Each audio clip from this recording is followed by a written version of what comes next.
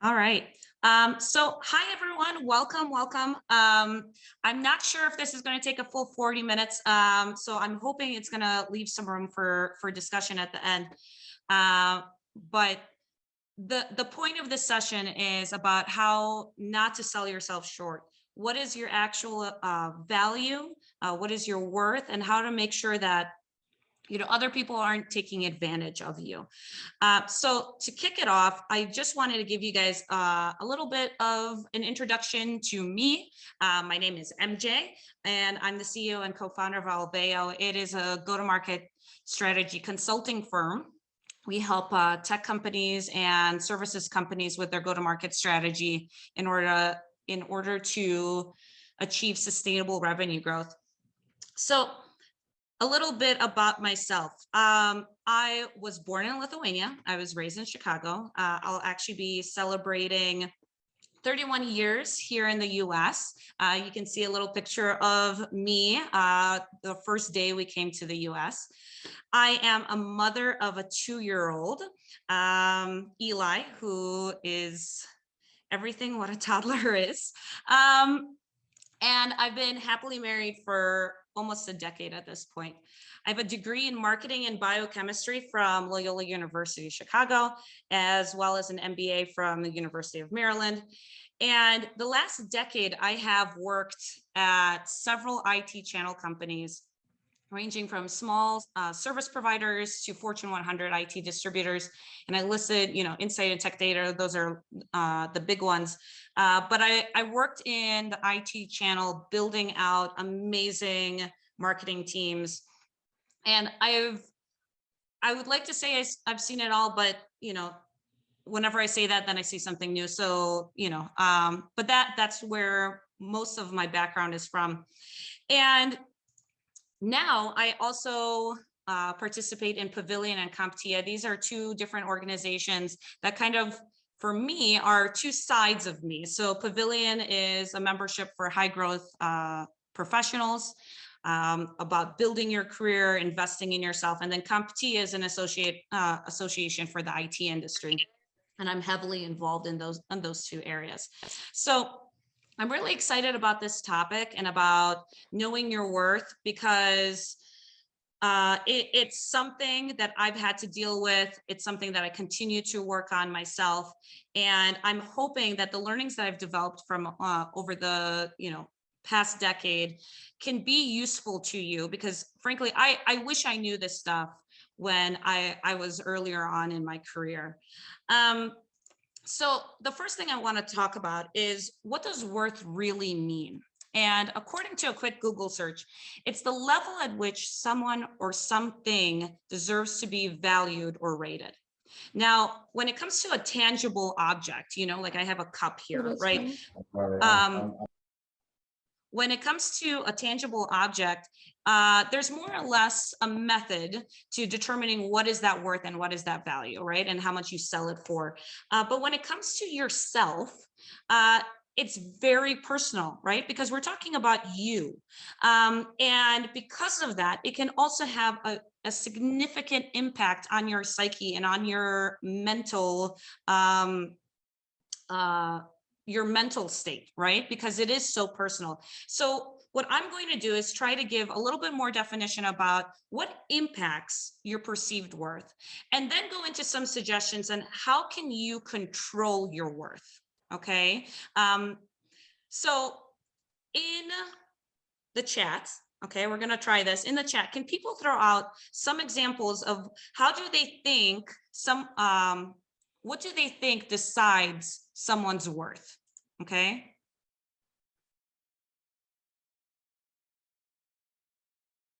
I'm gonna take a couple of seconds, just throw out it. You don't have, don't worry, the answers don't have to be perfect, but what do you think decides someone's worth?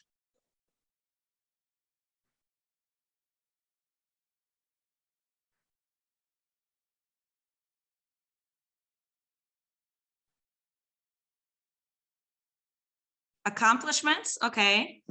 Yes, it is. It is a hard question. It is, but there's no wrong answer. Salary, great.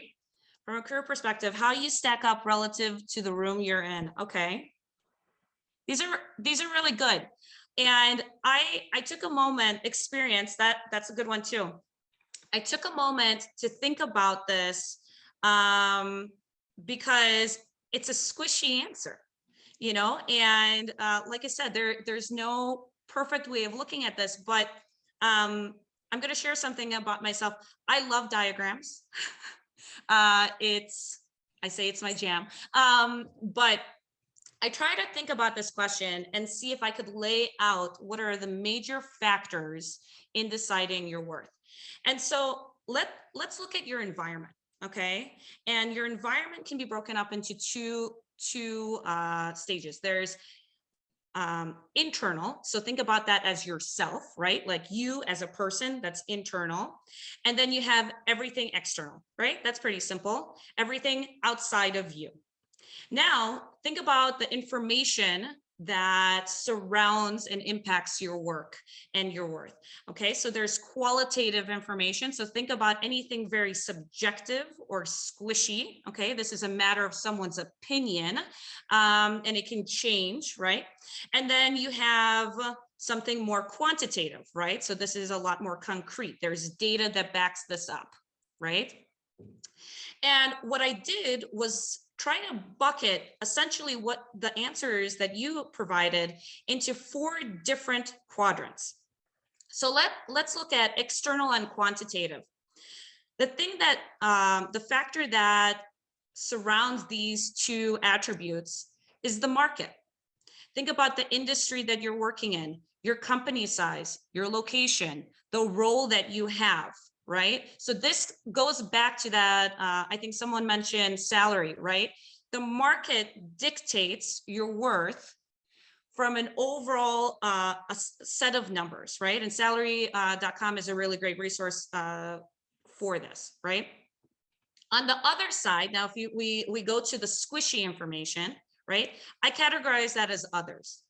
So these can be your peers, these can be your employers. I like to use the word they, and I'll get into why I use that term, but these are people that have a given perception, maybe a bias or an opinion of you. Okay, so these are your external factors. You have the market, which is quantitative, you have qualitative, the others.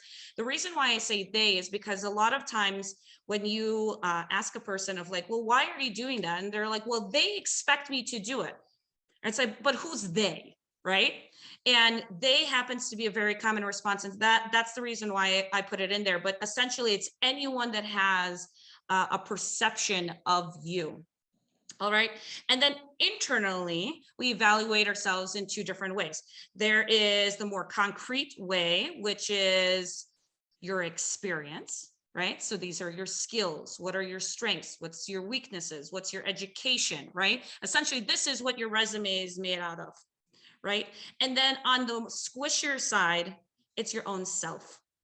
Okay. So think about your ego, your attitude, your personality. These are the things that are like the soft skills in many ways, right? And what I have found is that these 4 factors really impact your own value and your worth as you go throughout your career. Now, what I would think about where you are in your career, okay? Which one of these factors do you think influences you the most right now? Okay, so that's going to be my question. Which of these 4 factors influence your worth currently as of today?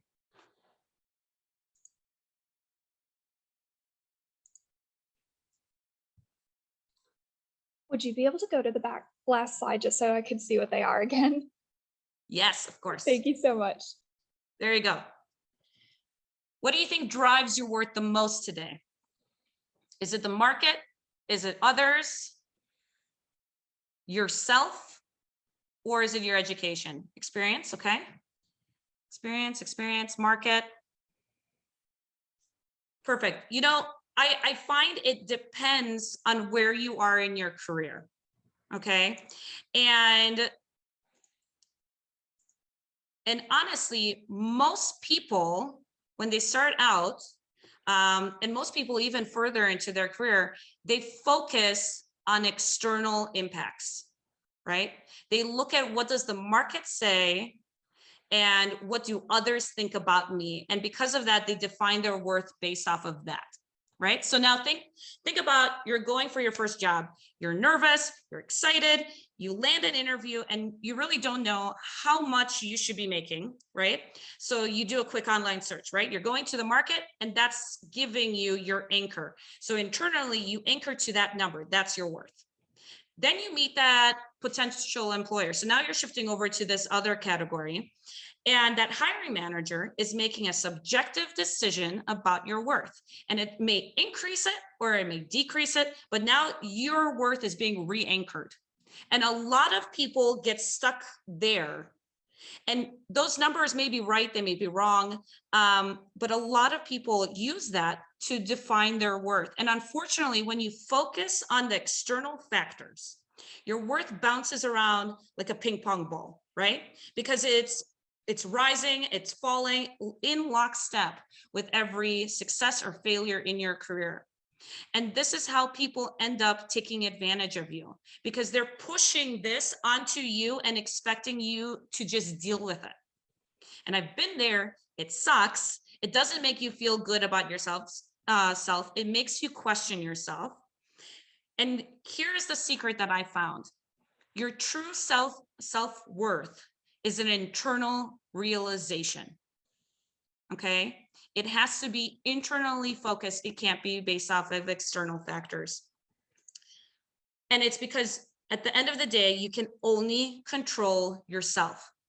So now I wish I could say I figured all of this stuff out, or someone told me, but that didn't happen. I fell into it. I had to go through multiple shitty experiences, sorry for my language, but shitty experiences to finally understand it.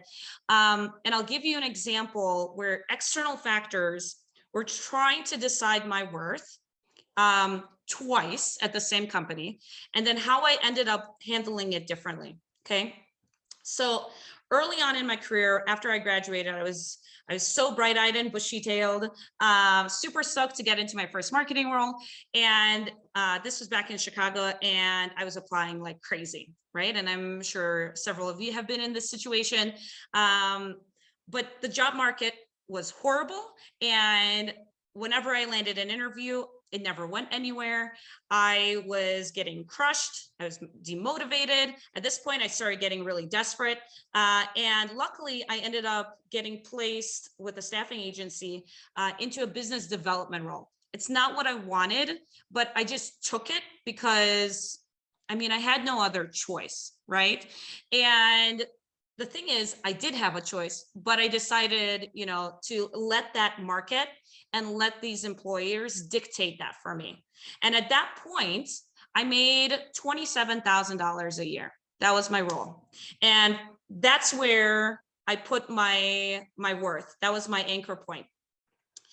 To make it worse, I was paying attention to what was going on with my friends, and some of them were landing jobs and they were getting paid $50,000. So just imagine, I'm hearing all of this, I'm seeing other people doing this. This is what's going on to me and where my worth is falling. And you can just imagine how I'm starting to feel about myself, right? It's all of these external focuses that are pushing me to feel this way about my worth. Now, fast forward a couple of months into this role, I'm feeling good. I'm feeling confident. My sense of worth is starting to increase, okay? Because, you know, I feel like I'm actually providing value. And I noticed that the company didn't have a marketing department. And because my background is in marketing, you know, I went to school for that. And also I love to solve problems. I decided, you know what? I'm going to take this on. I'm going to build the marketing department in this organization. And so with the support of an executive, I started pushing towards this, and I did it because I thought it was the right thing to do for the company. Now, I'm putting in a ton of work in here. I'm feeling really good. And then one day I'm going through my emails and I see an email from one of my executives. And I don't know about you guys, but I read through the entire thread of an email because I like context. So I'm going through conversation after conversation. This is a super long email. And I scroll down And this must have been a mistake because I don't think the VP meant to forward it to me. But in the email was my CEO, and it said, MJ should just stick to her job. And so I did what anyone would do in that situation. I ran to the bathroom and I started crying. I was bawling. I was so upset. I was just thinking to myself, like, do I quit and like, screw them for thinking this, like I'm doing this awesome thing, or, do I just push forward? Do I just end up giving up and going back to what they hired me to do? And that's it. And do I stay in the box that they created for me? And at that moment, I was back to questioning my worth. But unlike the last time where I just was like, okay, it is what it is, this time I decided to push on. And it was painful. It was a ton of hard work. But fast forward a year later, I had a team of 4. I rebranded the company. And that same CEO that told me I should just stick to my job, she ended up loving me. Now, looking back, for me, that was a pivotal moment where I didn't allow others to define who I was and what I was capable of. And unfortunately, I wish I could say that this was the only time this ever happened and everything was rosy and like fantastic ever since, but it wasn't. And the thing is, you're going to have to deal with these situations over and over again. And you have this choice, right, of letting others and letting these external factors push onto your wealth, or you pushing back with yourself and your internal worth. Okay. And it's a never ending process, but you get better. And with each situation that I dealt with, I ended up finding certain tips that actually made it easier for me to control my self-worth. And so I'm going to go over those. And hopefully, this is, helpful. So tip 1, be a lifetime learner. This is really about making sure you're increasing your worth through experience. I'm a huge fan of being curious. Okay, always learning. I'm constantly reading books. I went back to school to get my MBA. I joined Pavilion because of the courses that they have, so that way I stay on top of my career and my strengths. But you also need to be acutely aware of your strengths and your weaknesses, so that way you can lean into one while you are working on the others. Okay. I would also practice treating every moment as a learning opportunity. And this sounds easy, but it actually requires you to seriously reflect on situations and understand what can you have done differently. And I'm talking about everything. You have to practice with this. It's like, okay, I had this really bad relationship.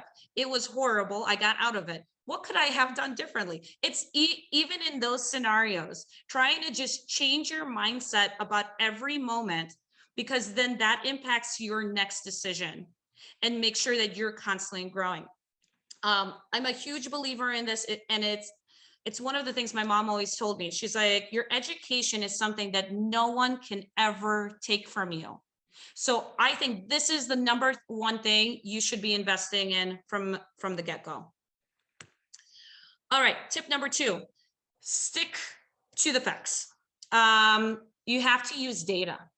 Like I mentioned before, when you're talking about your own self-worth, it's extremely personal. And because it's so personal, it can end up being very emotional. And I found it's always best to stick to the facts in order to remove that emotion from the conversation.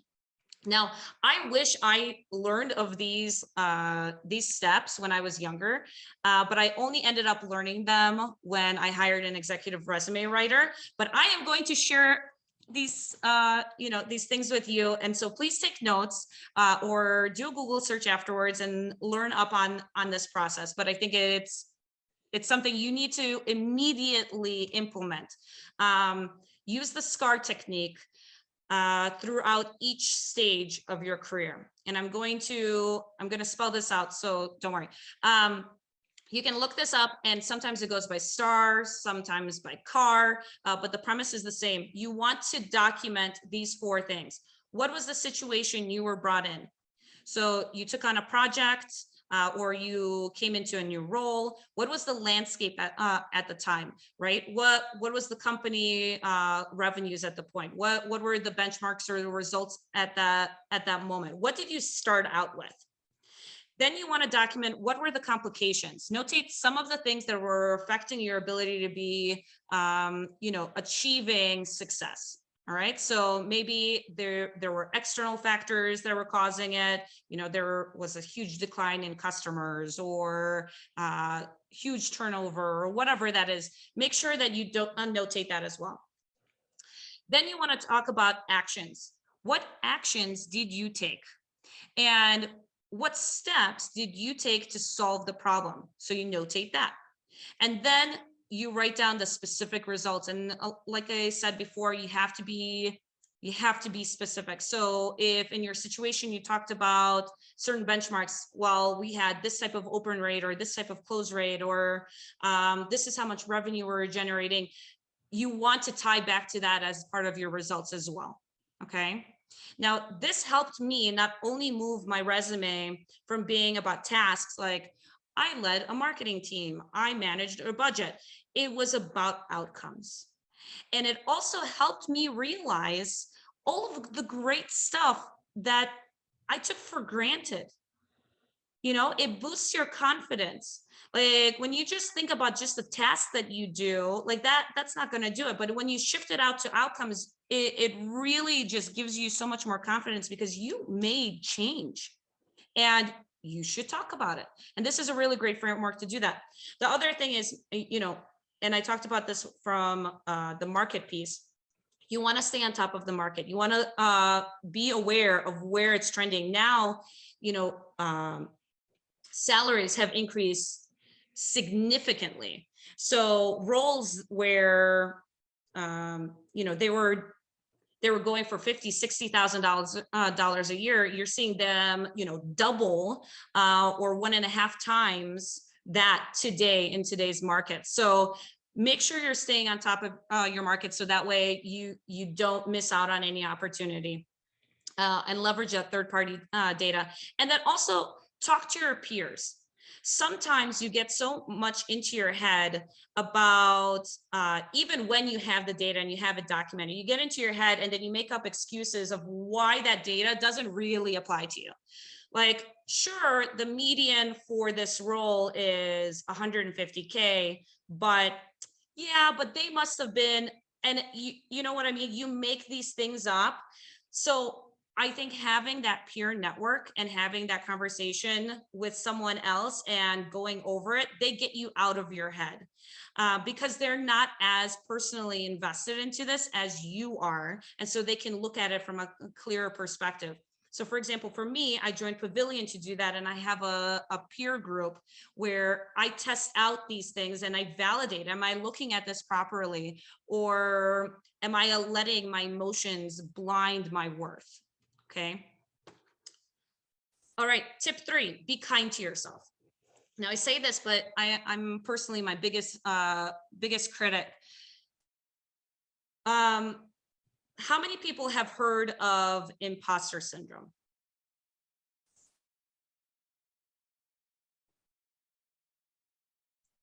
Lots. Yeah. For those who haven't, it's a psychological pattern in which people doubt their accomplishments and have a persistent, often internalized fear of being exposed as a fraud. Okay. Now, let me tell you something. Pretty much everyone I have ever met has dealt with some form of imposter syndrome in their career. It's paralyzing and it can distort reality. Okay, this is where your mental health is extremely important. I know this is usually a very stigmatized topic, but you have to work on this, because if you don't, it will distort how you see things and how you think of yourself. And so I'm going to give you some tips that really worked for me to get out of this, because I still struggle with this. Okay. I do, like, people are like, MJ, you seem so put together. Like, no, like, it takes a lot of work. And so what I ended up doing is I created a personal board. Now I surround myself with people that I trust to look at situations and to look at my career and give me good feedback. I'm not looking for people who are, fans of MJ to tell me how amazing I am. That's not it. And I don't want negative people. That's even worse, that just try to tear you down. And trust me, there's a lot more of those people out there. What I want are people who are invested in my success and in my well-being. Okay. And it's just like owning a startup where you have, your board that helps advise you and so forth.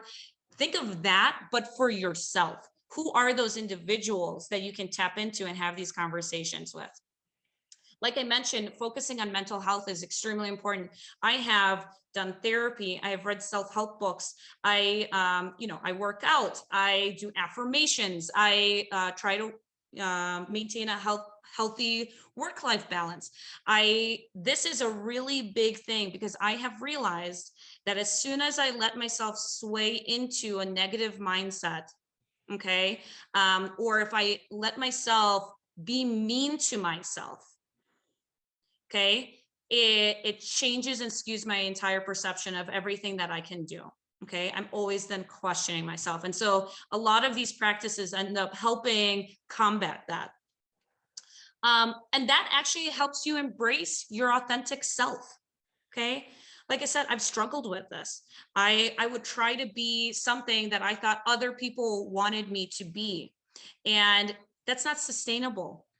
You're just going to be drained. It is extremely hard. And so instead, I went ahead, and because of all of the work that I've been doing, I'm finally comfortable at a stage where if I act the same no matter who I talk to. I'm quirky. I tell a lot of puns. I suck at idioms. I swear, that's me. And, if people don't like it, that's fine. Not everyone's going to like me, and I'm okay with that.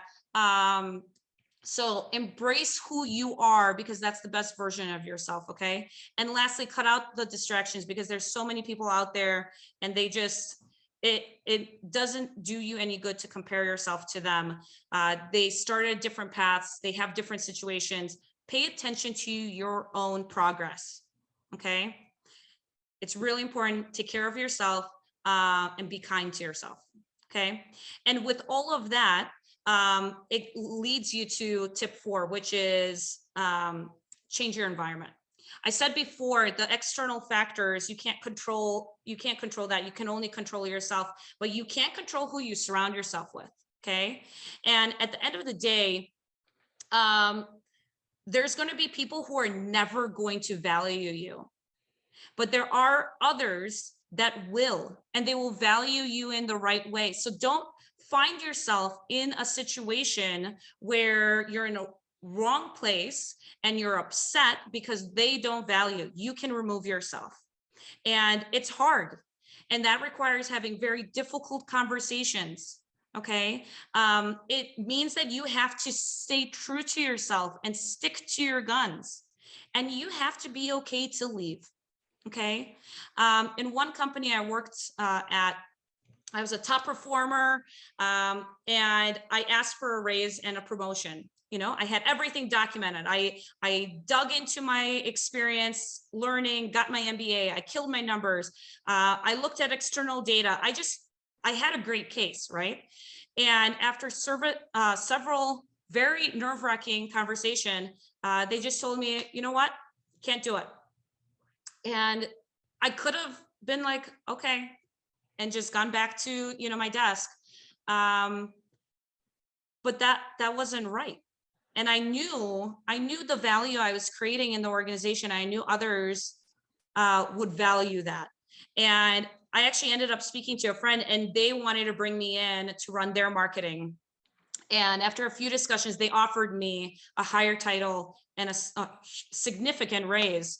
And when I put in my resignation, they told me, oh, wait. If you stay, we'll give you the promotion. And my response was, it shouldn't have taken me leaving to get what I deserved. I told you guys this before, a lot of people are going to try to take advantage because it's easier to take advantage. It's easier to maintain you and put you in a box, and you want to put yourself outside of that. Okay. So I'm going to tie everything together. All right.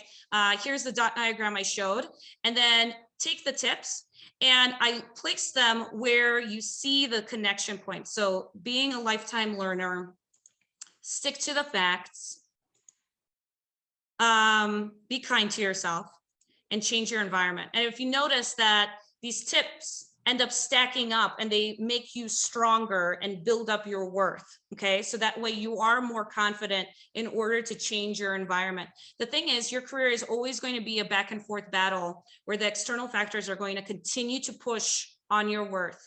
They're always going to challenge you. But by implementing these tips, you can make sure that you're prepared to stand up to those pressures, and then make sure that you don't end up selling yourself short in the long run. Okay. All right, I'm going to stop. Thank you. That's it for presentation. So I'm going to stop sharing also, and see if you guys have questions, comments. Yeah.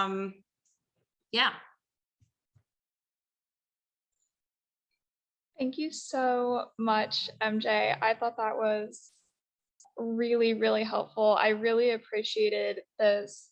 I thought the framework that you laid out was a really helpful way to frame it, because you did say like this is a squishy topic, and I think that really helped me get my head around it and come out with these really concrete strategies that I can implement. So yeah, I really appreciated that. Anyone else have any questions or anything they'd like to say?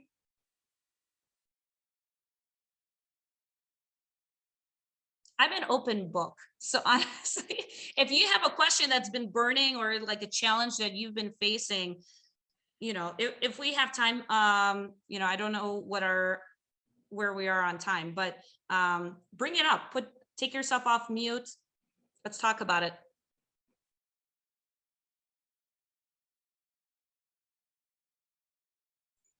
Shameless plug.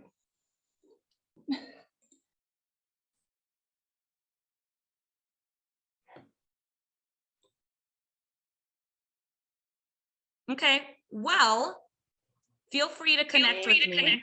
I have a question. Yeah. So question, thank you. First of all, thank you so much for this talk. I wrote down so many notes. But you talked about first, whenever you were working on building the marketing department at that position, and pushing forward and keep going. How do you know when to keep going and when to change your environment? Oh, that's a great question. Thank you. I'm still figuring that one out. Yeah, you know what? You have to look at how much pushback are you going to get. So luckily in that situation, I did have, I mentioned that I had an executive sponsor. He was actually the one that helped me push forward. Having those difficult conversations, bringing it up, be like, is this worth it? Or, am I just constantly going to be hitting a wall? And he was my advocate and helped me really navigate the leadership team and get everyone on board so I could show the quick wins to get to that end result. In some scenarios, there's nothing you can do. I was in a scenario where I was reporting into the CEO. And like I said, I'm a very data-centric person. I love diagrams. I like bringing all of this stuff up. And I was running their marketing. And whenever we did any campaign, I was talking about, here's what we should do. Here's the reason why, etc. I was sitting in a meeting and this is my boss, the CEO, and he rolls his eyes at me. And as soon as that happened, I just sat back and that was it for me. I was done. Because there's nothing you can do in that type of situation. It's not like, it's the CEO. I couldn't go and change the outcome. I left. And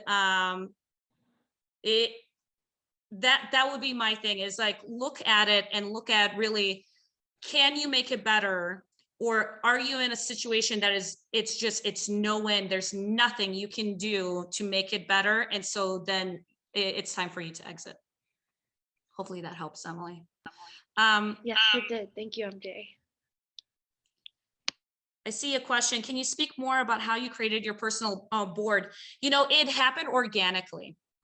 Over your career, you're going to find people who really invest in you.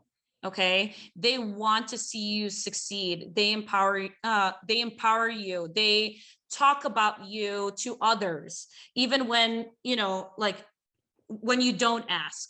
And I have found those type of individuals. And one of the key things that I look for is their own self-confidence. Okay, this is a really big thing, because I've had a ton of leaders, but I've only had one very self-confident leader, and she was the only one that actually empowered me and made me feel extremely valued. And I love her to death, but she was very confident about herself, and she knew she was hiring someone who was an expert in this, and she wasn't insecure that I was going to take her job or do anything. Like, she was invested. She was trying to find ways of how to promote me, how to pull me into other projects that were aligned with my goals. So that's the level of investment I'm talking about. And you want to find other people who are going to do exactly that. I have peers where, same thing, they're not intimidated by the fact that I'm a very outspoken, strong female. They love it. They're like, yes, I love the fact that we're friends and we can bounce ideas off of each other and we can support each other. And, those are the kind of individuals you want to find. And it's hard to do, but that's how I started building up my board.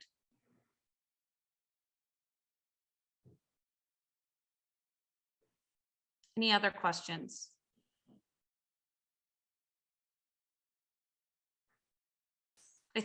How are we doing on time? We're like technically 1 minute over, but we still have 9 minutes until the keynote. So this is like the break time. Okay. Well, if you guys, if anyone else has any questions, ask me. Let me share again. Here, I have my LinkedIn. Connect with me. Take time to digest this and this framework. And, ping me and be like, hey, MJ, I was thinking about this, and this is what I'm dealing with. What are your suggestions? I'm 100%, I'm here to help, and I think that's the big thing. You also have to find, actually, when you're thinking about your personal board, you have to find people who want to help.